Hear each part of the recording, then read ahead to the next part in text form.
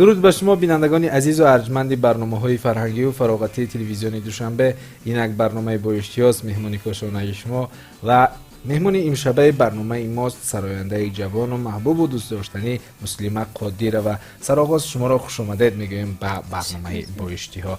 خب در آغاز میخواستم درود و پیغامی خویش را به بینندگانی که این لحظه نزد تلویزیون های خود نشسته برنامه ما را تماشا دارند رسانده باشید. من همه مردم تاجیکستان رو به روز عید فصل بهار تبریک و مبارکباد گفته به همه آنها عمری دراز خانه آباد را تمنا دارم و میخواهم در زندگی خوشبخت باشم. خب مسلیمه، این شام ما برای بینندگان چی آماده میسازیم و برای آماده نمودن این به ما چی لازم میشود؟ امشب یک خوراک ملی، خوراک تاجیکی آماده میسازم بهر تماشابینان، بهر مخلصان. خب چی نام دارد این خوراکی آماده کرده ای ما و برای این خوراک چی محصولات ها استفاده برده می شود؟ این خوراک اوقات ملی است، آشی بریده. ما این زوله رو پیشکی تیار کردیم که وقتی ما کم است وقتمون رو نگیرد. این زوله است، ارد برای زوله، چکه، سبزوات های بهاری و این باشد پمیدار، بادرنگ و پیاز باشد برای خورش ما استفاده می شود. خب ما از چی شروع میکنیم و من بینندگان عزیز باور کنید همه شما رو به این روز سعید مبارک باد میگویم در این روز شادی و امروز من تصمیم گرفتم که به مسلیمه کمک نکرده باشم زیرا که این خوراک ملی است و کدبانی خوب است. مسلیمه از اوده آماده کردن این خوراک میبراید و فکر میکنم این لحظه مرا به کار جلب میسازید. خیلی نیست؟ البته. خب از چی شروع میکنیم؟ اولین کاری که باید به انجام رسانیم چی است؟ اول علف های بهاری رو میده کرده در آب میاندازیم، بعد زغال را تنوگ میکنیم. تا این زغال را تنوگ کردن این علف های بهاری باید پزد در آب و این رو تنوگ کردن میاندازیم. خب نباشد ما شروع میکنیم از تازه کردن و ریزه کردن انمی علف های بهاری. چه چیز شما رو وادار ساخت تا روی صحنه هنر آمده باشد؟ یعنی که شما در پیش خود مقصد گذاشتید که شما باید سراینده باشید. از چه سبب شد و چگونه روی صحنه هنر آمدی؟ من از خوردی در دلم شوق و هوس زیادی داشتم. آوازخوانی رو نظم میدیدم و مادرم خودش صنعتکار بود، لیکن پدرش در جدای صنعت او رو اجازت نداده است. در دلم نمونه گفته مرا هنرمند کرد. اما کودک بودم، یک ستیل در دستم در بین حولی می گرفتم این وقتم و سرود می خوندم. یعنی که این صدایی که شما از خود کردید، هنر رو از خود کردید، این از همون زمان طفلی شما در گهواره بود که مادر به شما اله می گفت و صدای شیرین مادر که خود میخواست حافظ باشد، خود میخواست سراینده باشد، خود میخواست که سرود و ترانه ها پیشکش کند، اما از سبب اونه که نگذاشتن که این راه را دوام دهد توسط اله در دل شما جای داده بود. البته ستیل رو می گرفتم سرود زمزمه می کردم. بعد مادرم گوش می کرد، می گفت من شما رو هنرمند می کنم. بعد مکتب میانه رو ختم کردم. در کنسرواتوری ملی جمهوری تاجیکستان سال 2006 داخل شدم. 2009 سرودی الله رو در درسی سپیتسم این استادی من کریموف صدلا بود، این سرود رو با من پیشکش کرد و من می سرایدم. مسلیمه ایامی خورد بودید و کوشش میکردید که سرودها ایجاد کنید. خب قدم های خود رو نخست به کدام درگاه علم و معرفت گذاشته؟ کودکیم رو در وحدت، در شهر وحدت در دهه غیشی تولد شدم، در مکتب میانه رقم 16 دهه غیشی. در اونجا تو صنف 11 ختم کردید و فکر میکنم که این هنر و مهارت خوددادی که به شما بود از ایام کودکی بود یا اینکه بدتر به دل شما شعله شد؟ نه، از ایام کودکی بود. و در چورابینی های مکتب نیز اشتراک میکردید. خب چگونه میگذشت همون چورابینی هایی که در سطح مکتبی برگزار میگردید؟ اندلیبو میشد، از اندلیبو میشد، محفل های ایجادی بود، در اونجا اشتراک میکردم. یک سرودی زفر، استاد زفر نازیم بود، ای سوربون اوهستران من همون سرود رو در محفل ها برآمد میکردم، جو یکم میگرفتم. فقط با یک سرود ها؟ البته بعدتر دیگر سرودها ایجاد شدن یا اینکه با سرود ظفر ناظم یعنی که با سرود ایثار باش شما مکتب را ختم می‌کردید؟ البته یعنی که دیگر سرودها بودن یا که تنها همین سرود؟ نه سرود بودن لیکن من همین سرود رو جو یکم گرفته بودم. برای می نمیخواستید که دیگر سرود از یاد کرده باشید تنها ایثار با نایسته را. خب شما که دختر بودید چگونه به شما اجازه دادن تا شما انمی راهی هنر و صنعت رو پیشه کرده باشید؟ مانعه ها نبودن در عائله؟ نه نبودن. نه بودن. پدرم میگفت که یگم اولادی من هنرمند نشده است، من این رو هنرمند نمیکنم.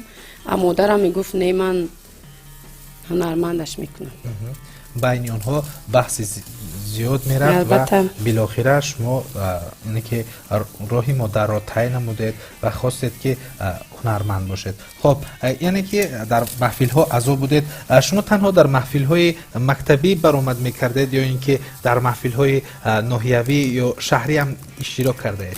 البته شهری هم اشتراک کردم. و ما این لحظه به خاطر اونه که خوراکی ما زود آماده گردد ما با دیگمون آب گرفتیم و این لحظه همون حرارتی اون رو بلند میکنیم تا جوشیده ایستد و خوراکی ما آماده گردد. و این لحظه باشد بینندگان عزیز یک لحظه تنفس داریم. من با خواهش شما با بینندگان یک لطیفه قصه میکنم. خب طلبنده در راه نشسته است و مرد از نزد او میگذرد و او از او باشد یک سامان طلب میکند. من با خود یعنی که مبلغی پولی ندارم و هر قدری که مبلغ دارم در کارت من است. بعد گدا میگوید که شما دیدید زمانه چخیل شده است و میخواهید که به کسی خیر و سخاوت نکنید. من همین زیرکی شما را به نظر گرفته به خودم ترمینال گرفتم تی کرده تایی. پس از ختم مکتب با روزگی پدر و مادر خواستید که بیایید به دوشنبه و پای آموزش قرار گیرید. و چگونه ایده کی بود تا شما به کنسرواتوریا آمده باشید؟ تا جایی من میدانم در کنسرواتوریا اون نفرانی که شامل میگردن یا اون نفرانی که داخل میگردن در کنسرواتوریا معلوماتی موسیقی مکتبی مخصوصی موسیقی داشته باشند، یعنی که آنها را قبول میسازند. و شما چگونه توانستید که در آن همین درگاه شامل شوید و نامی دانشجویی را سزاوار شوید؟ وقتی که من 2006 مکتب میونی رقمی شهری وحدت دهه قشی رو ختم کردم، دوشنبه اومدم مادرم کتی کنسرواتوریا نو تشکیل شدگی بود. اما کتی مادرم اینستیتوت صنعت میخواستیم رویم در شهر اومدیم همراه مادرم به کنسرواتوری اومدیم. کنسرواتور نو تشکیل شده بود. من معلومات موسیقی نداشتم. بعد ختم مکتب اومدگی بودم. در اونجا امیربگ موسی، کریموف صدلو دیگر استادا بودن. من رو گفتن یک سرود خونید. من سرود خوندم همین ایثاربون رو. من رو قبول کردم. احسن به شما، احسن به شما. باور کنید همین سرود بوده است که شما 11 سال مکتب میانه رو ختم کردید و با همین سرود سبب شد شما به کنسرواتوریا داخل شدید. و من فکر میکنم که این لحظه بهر مادران یک پاره دل قلبی خویش رو میسره. به مادری را یتیمی تنها داند، به مادری را طفلی تگی پا داند، به مادری را یتیمی تنها داند، به مادری را طفلی تگی پا داند، به مادری را شریکی غمها داند، به مادری را شریکی غمها داند. ما صدقه پیچه سفیدت مادر، ما صدقه پیچه سفیدت مادر.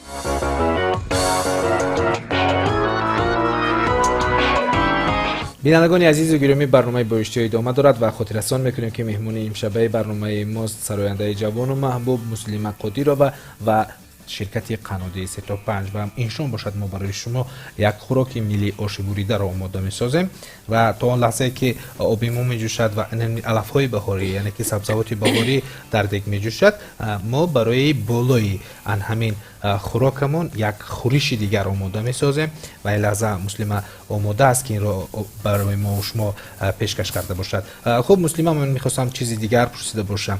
یعنی که شما اومدید شامل کنسرواتوریا شدید. در کنسرواتوریا در کدام شعبه داخل شده؟ شعبه فلک. یعنی که شما در شعبه و سرودهای عنعنوی در شعبه فلک تحصیل کردید. خب شما در آنجا به حیث آوازخوان بودید. البته هر نفری که در کنسرواتوریا شامل می شود کوشش می کند که خوب نازکی های موسیقی را از خود کرده باشد. برای شما همچون یک بانو، برای شما همچون یک دختر دهاتی که از دهات آمده بودید وارد کنسرواتوریا شده بودید و برای شما مشکل نبود آموزش در ژانر فلک؟ مشکل بود. از کدام جهت؟ مکتب موسیقی رو من ختم نکردم، نوت‌ها را نمیفهمیدم، من رو مشکل بود. از جهت آوازخوانی هم مشکل نبود، لیکن درسش کم کم مشکل بود. هنگامی داد زدن، از اوج بلند گرفتن، از ما در دهات خونده بودید؟ سالفجو نظره موسیقی میخوندیم، نوتا من اون رو سرمنی نمیرفتم. میدونید مسلمه، منم اگر این خیلی گیرید سراینده خوب هستم، آوازم زیاد میرسد، اما نوته ها را که نمیدونم، برای می خاطر این راه را انتخاب نکردم و اگر من هم داره می فسا ها رو میخوندم شاید امروز یک حافظی زور میشدم و مثل اگر در بین پرنده ها بلبل از همه صدای خوشخوان داشته باشد، آوازی من به مثل زاب میبرامد. و شما کورس اول رو ختم کردید و کورس دوم شدید و وقتی که انسان تحصیل رو ادامه دادن میگیرد، روز به روز تحصیل برایش دشوار شدن میگیرد و هر سال ایده های نو پیدا می شود.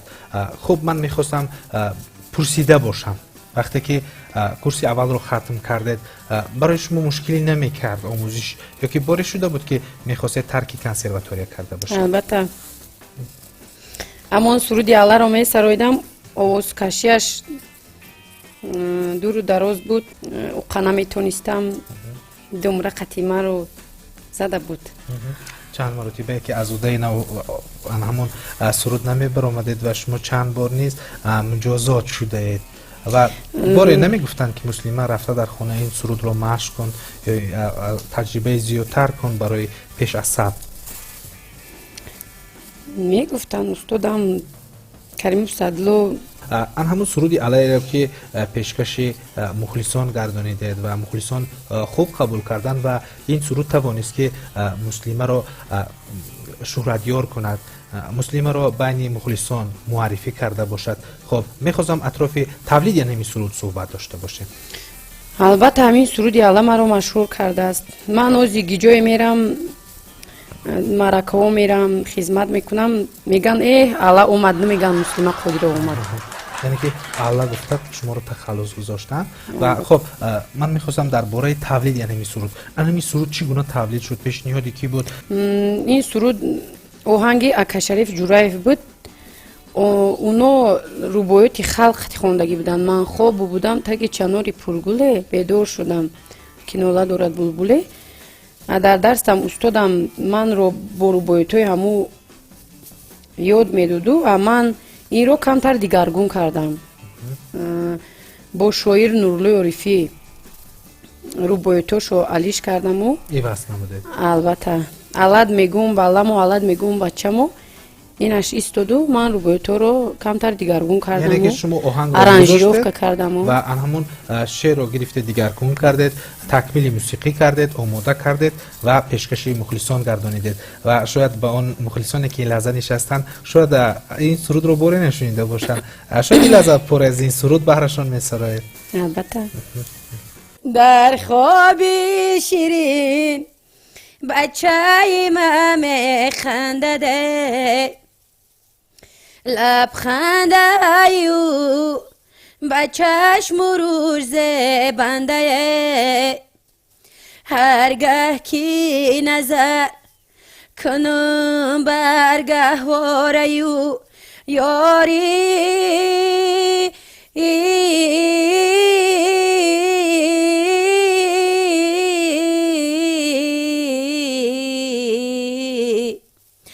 خوش روگی گوهر به او ارزنده علت میگم بلما علت میگم بچه ما علت میگم دختری جونم علیا علیا علیا علت میگم بلما علت میگم بچه ما علت میگم دختری جانم علیا علیا علیا علیا علیا علیا علیا.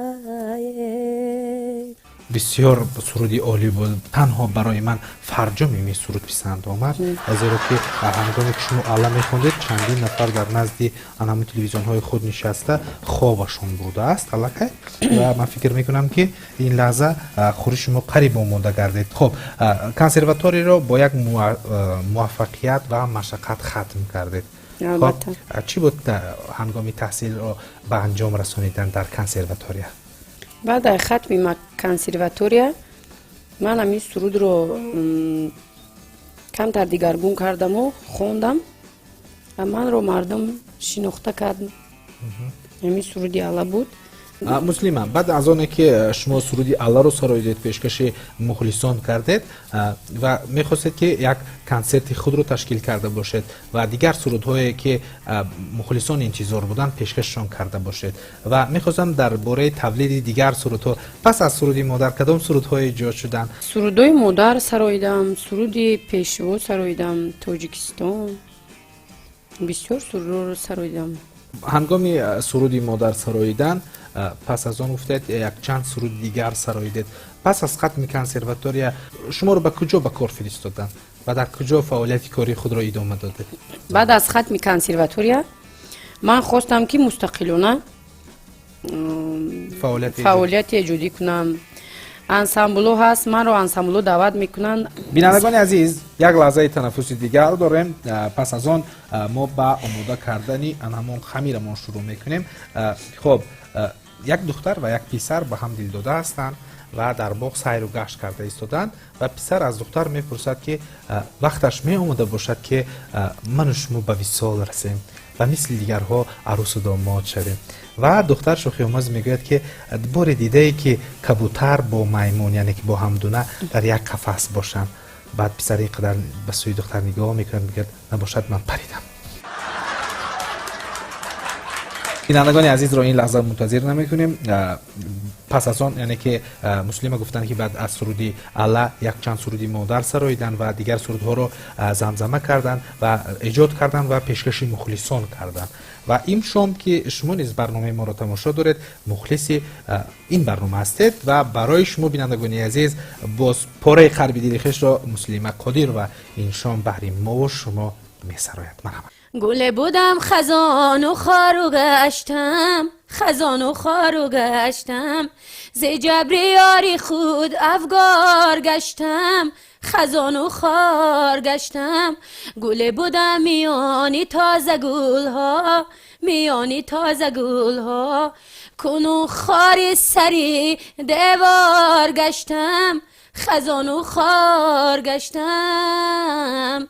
دل دارم در آتش ز جبر یاری سرکش، دل دارم در آتش ز جبر یاری سرکش، بس سر دارم ز سودایت عجب زخمی بلاکش، بس سر دارم ز سودایت عجب زخمی بلاکش.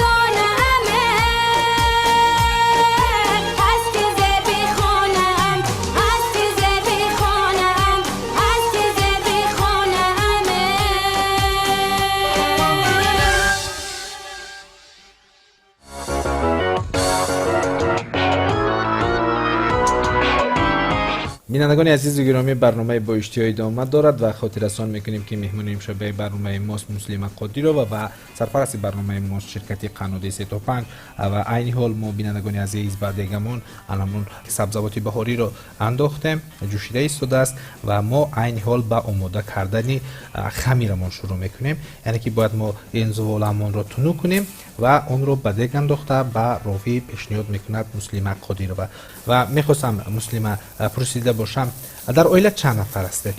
در اویله 5 دختر هستیم و 2 تا پسر. خب بیشتر همین سرودهایی که شما پیشکش مخلصان میگردانید در برابر اونه که تربیوی هستند، در برابر اونه که مضمون و محتوای بلند دارن. خب باره در دل هوس داشتید که در آینده وقتی که کنسرواتور رو ختم میکنید و هنرمند میشید یک کنسرت خود رو برپا کرده پیشکش مخلصان میگردانید؟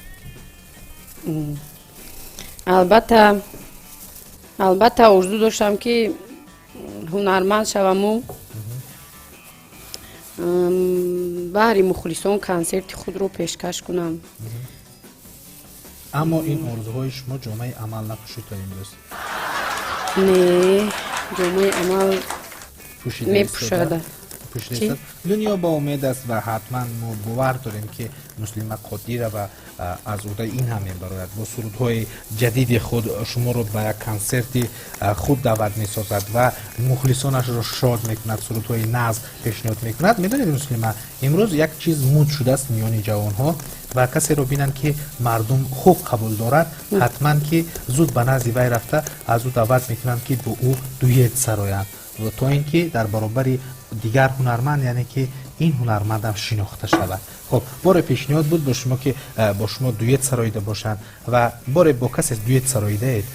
البته با روزبک فیضلی دویت سراییدم، با رسلان دویت سراییدم. اصلا دویت خونی رو نغز نمیبینم لیکن سخن اونون رو شکسته نتونستم. ما آنها سرود سراییدید و در آینده کوشش میکنید که سرودهای سرایید که به دل مردم پسندیده باشد و بیشتر خود ژانر فلک هم یک ژانر هست، ژانر مردمی است، از داخل مردم میبراید به مردم میرود باز از مردم بر میگردد. یعنی که میخواستم اطراف ژانر فلک صحبت داشته باشیم. چگونه ژانر است این؟ فلکی دشتی هست، فلکی روغی هست. من وقتی که از شهر وحدت بودم در کنسرواتوریا من فلک می سراییدم، من رو همه کلوبی دختر می گفت. تا حاضرم تا حال مردم همه کلوبی دختر می گفت. یعنی که شما بیشتر به همون فلک های سراییدید که محض خاصی منطقه ختلان است و از همین خاطر شما رو کلوبی دختر میگفتن و پیشنهاد میکردن. خب بعد از سرود مادر چندین سرودها پیشنهاد شد، چندین سرودهای خلقی نیز سراییدید و پیشکشی مخلصان گردانیدید. میخواستم اطراف همون سرود پیشوا پیشنهاد است که بود و چگونه ایجاد شدن همین سرود میخواستم این لحظه پرسیده باشم. چگونه ایجاد شد این سرود؟ آن سرود پیشوا دیاری ارمون، نام شعر دیاری ارمون بود، شعر محمد غایی بود، آهنگ فرهاد دینه. استقلالیت آن سرود رو برای استقلالیت تیار کردم و پیشکشی مردم سراییدم. می شود که این لحظه پر از این سرود بهر مخلصان سراییده باشه؟ زی پیشوای سروری ما تو هستی ستونی کشوری ما، همیشه در لبی ما یک دعا هست که باشی سایبان بستری ما. زی پیشوای سروری ما تو هستی ستونی کشوری ما، همیشه در لبی ما یک دعا هست که باشی سایبان بر سری ما. همیشه در لبی ما یک دعا هست که باشی سایبان بر سری ما.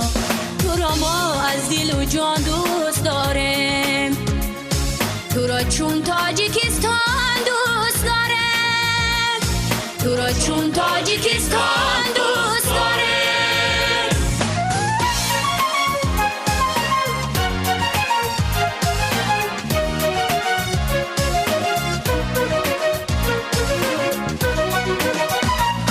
زیغ ما را ایاها می رهاندی، زیدامی فند و بدنامی رهاندی، وطن را نستی تهدید میکرد، تو میلاد را زینا کامی رهاندی، وطن را نستی تهدید میکرد، تو میلاد را زینا کامی رهاندی. تو را ما از دل و جان دوست داریم، تو را چون تاجیکستان دوست داریم، تو را چون تاجیکستان دوست داریم.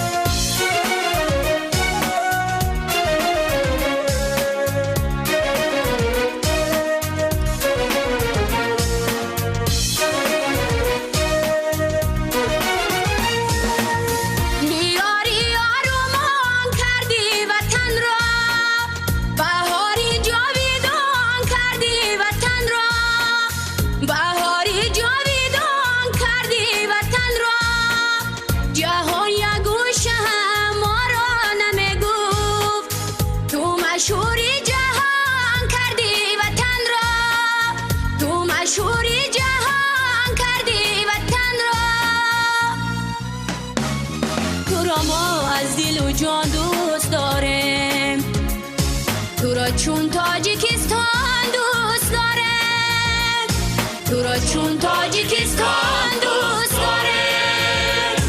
تو را ما از دل و جان دوست داریم، تو را چون تاجیکستان دوست داریم، تو را چون تاجیکستان دوست داریم.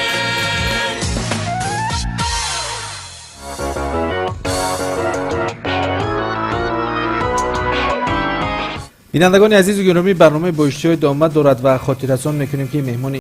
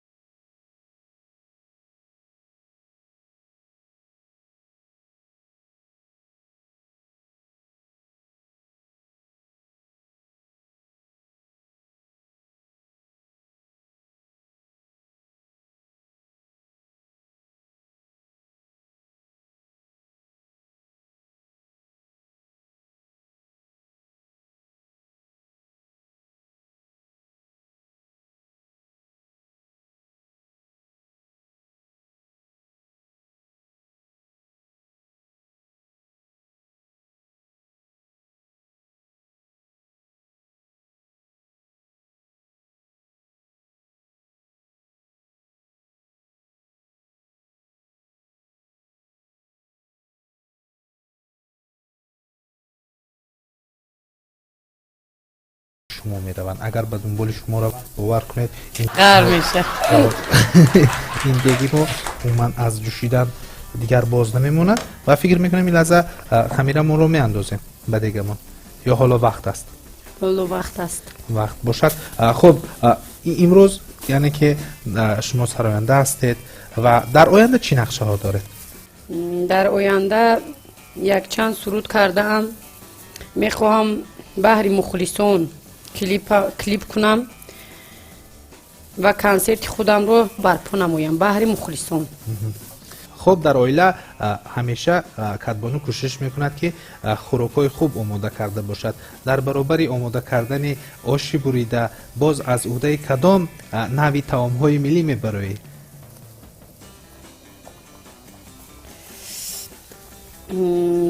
من از عهده همه خوراکو برآمده میتوانم. تشکر. بینندگان عزیز، عین حال ما این خوراک را به طبق چوبی میگیریم چون که این خوراک هم ملی است و باید که در دستگاه ملی کشیده شود. این لحظه مرا گرسنگی فرا گرفته است و این لحظه ما این خوراک را به طبق چوبی میکشیم و پس از چند لحظه شما مسلمان بانو اینقدر خوراک رو زیاد میکشید و بینندگان خیال میکنن که همه این رو من میخونم برای همین خاطر اینقدر فربه هستم و یک دو سال پس به مثل من یگان نفر اینقدر وزن زیادی نداره. فکر میکنم که برای باز هم زیبا شدنش و بالای اون خورش آماده نمودهمون و چکه را همراه میسازیم. بینندگان عزیز، پس از آن که ما خوراک رو به طبق چوبی کشیدیم، از بالای آن همون خورشی را که از سبزوات ها آماده کردیم، از پمیدار، بودرینگ و پیاز آماده کرده بودیم، به روی خوراکمون آمیخته کردیم و از بالای آن فکر میکنیم که چکه علاوه میکنیم و خوراکی ما نیز آماده میکردد و از این خوراک چشیدن میکنیم و از طعم و به شما بینندگان عزیز قصه خواهیم کرد. و خب مسلمه، خوراکی ما تا چه اندازه آماده کردید؟ یعنی فرصتی کم مانده است به استعمال کردن این خوراک و از طعم و لذت اون به شما بینندگان عزیز من قصه خواهم کرد. و میدونید چیه مسلمه، دوستی ما تا آن لحظه بود که شما به برنامه ما آمدید و اینجا دوستی ما قطع میگردد و طعم و لذتی که یعنی خوراک شما دارد اون رو به محبت، به دروغ و مخلصان پیشکش می نماییم. و این حال باشد بینندگان عزیز، من منتظر هستم که مسلمه نمین خوراک خود را زیبا میکند، اما در برابر زیبا بودن بینندگان عزیز که باید این خوراک با لذت هم باشد و فکر میکنم که این خوراک با لذت است. بینندگان عزیز، چون فرصت رسید من از این خوراک چشیدن میکنم و از طعم و لذت آن به شما قصه میکنم و مسلمه میخواستم در فرجام برنامه پیش از آنی که من از این خوراک چشیده باشم، آخرین سوال در برنامه بایشتی ها. طول یک ساعته که در این برنامه بودی، چی بود برنامه بایشتی برای تو؟ برنامه نغز بود. من خیلی خوشحال هستم که ما و شما هم صحبت شدیم. این اوقات بولازد رو من یعنی که خوراک گفتم. بولازد رو شما آماده کردید، شما گفتن نمیتونید برای بینندگان که این خوراک بولازد است یا بی لذت است و بینندگان عزیز چون فرصت رسید ما از این خوراک چشیدن میکنیم و از طعم و لذت آن به شما قصه میکنیم. من میخواستم این رو به قاشق یا به شاخخ استعمال کرده باشم، اما مسلمانانو میگن که این خوراک ملی است و این رو من باید با دست استعمال کنم و این لحظه من استعمال میکنم و یک شرط دارم پیش از استعمال کردن. طعم و لذت آن چگونه که باشد بیش خفگی ما با مخلصان بگیم. شما راضی هستید؟ و بینندگان عزیز، راستی گپ تو اون لحظه که من خوراک رو میچشم پیشنهاد میکنم، چندین سرایندگان، چندین هنرمندان چندین بار به بیماری فشار دل گرفتار شده بودن و امروز هم این فراگیر است در عرفه نوروز و این لحظه ما از این خوراک چشیدن میکنیم و از طعم و لذت آن به شما قصه خواهیم